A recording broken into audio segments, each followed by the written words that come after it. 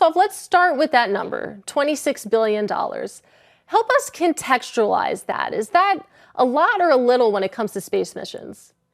That's a lot. The nearest competitor to that is China, and their budget, best as we can tell, is less than half of that. So the U.S. spends a lot of money. The U.S. government spends a lot of money on space, and some of that money, in fact, is going to help out some of these private space companies, get them started, get them off the ground. Companies like Blue Origin and SpaceX. And of that $26 billion, I mean, how much could be said to be supporting, commercial space travel?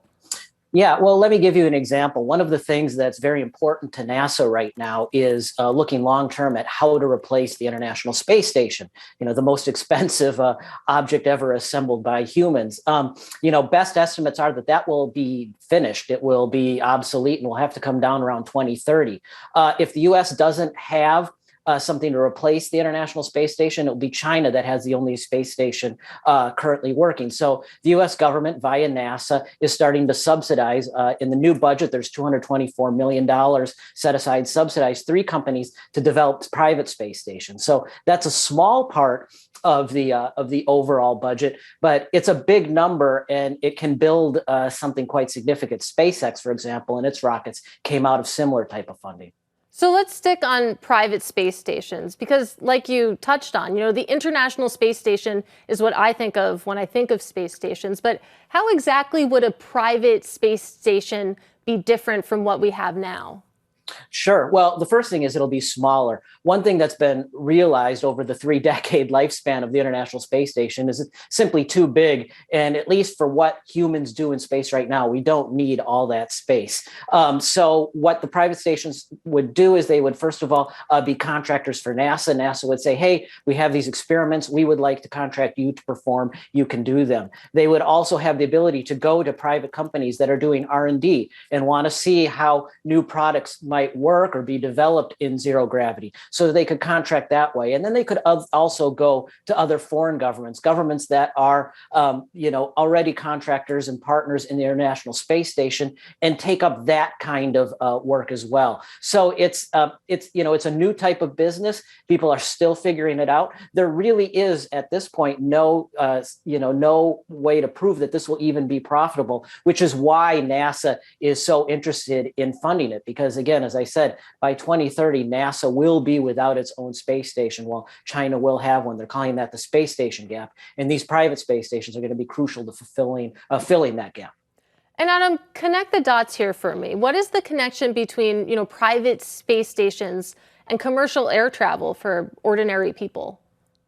Well, right now, the connection is pretty limited. But as we can see with this Blue Origin launch, which we're talking about going today, the private space tourism market is starting to grow. And people are willing, who have the assets to pay for a ticket on some of these private space flights, are very interested in doing it. So you probably have no faster growing multi-million-dollar business on the planet, but it's still quite a small market. But the goal at some point is to use these private space stations for tourists as well. And in fact, we have seen tourists on the International Space Station, and they paid tens of millions of dollars for the privilege. So yes, one of the use cases for these private space stations will be, say, go up there and spend a week staring down at the Earth. We don't want to get too far ahead of ourselves. It's still a matter of being able to build these things in a way that's profitable for the companies. It's sort of a chicken and egg type of thing, but it's coming. And Adam, it's interesting. It feels like there's been this billionaire space race to get to outer space, which, we've covered well. But it also seems like there's almost a sort of race brewing between private companies like Blue Origin and Virgin Galactic and NASA itself. I mean, I know that Bloomberg Opinion has written critically about the space launch system, for example.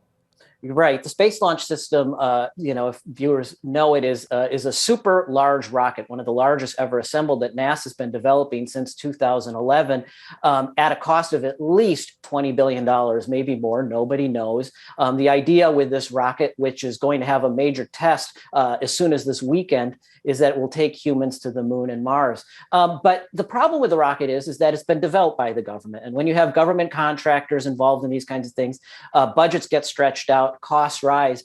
Just to give you a sense of how uncompetitive this will be, a single launch of the Space Launch System, the SLS, is estimated around $2 billion.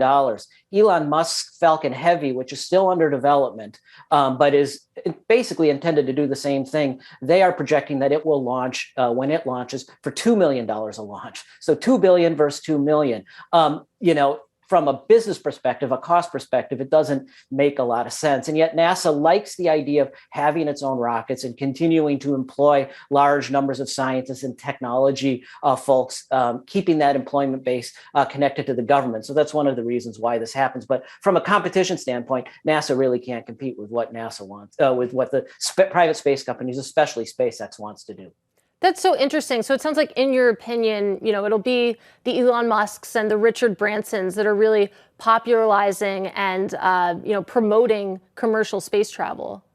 Well, there's no question. And again, NASA is talking about launching its first moon mission, in the next few years, but so is Elon Musk. He's going to do it with current rockets. That's one of the points of Jeff Bezos' Blue Origin. He wants to colonize the moon. He's very far behind in meeting his deadlines, but nonetheless, he's got the money and the ability to do this. And I think we will see many more SpaceX and Blue Origin and other companies' rockets heading to the moon, orbiting the moon, putting astronauts on the moon than we will see NASA. I don't think there's any question of that, simply because of the costs involved. And Adam, what's your timeline? How quickly could we see that? Well, I think we're going to see humans orbiting the moon again sometime in the next 3 to 4 years. NASA says it wants to put humans back on the moon mid-decade. We'll see if they can do it. If I had to bet, I would bet that a private company does it first again before the end of the decade.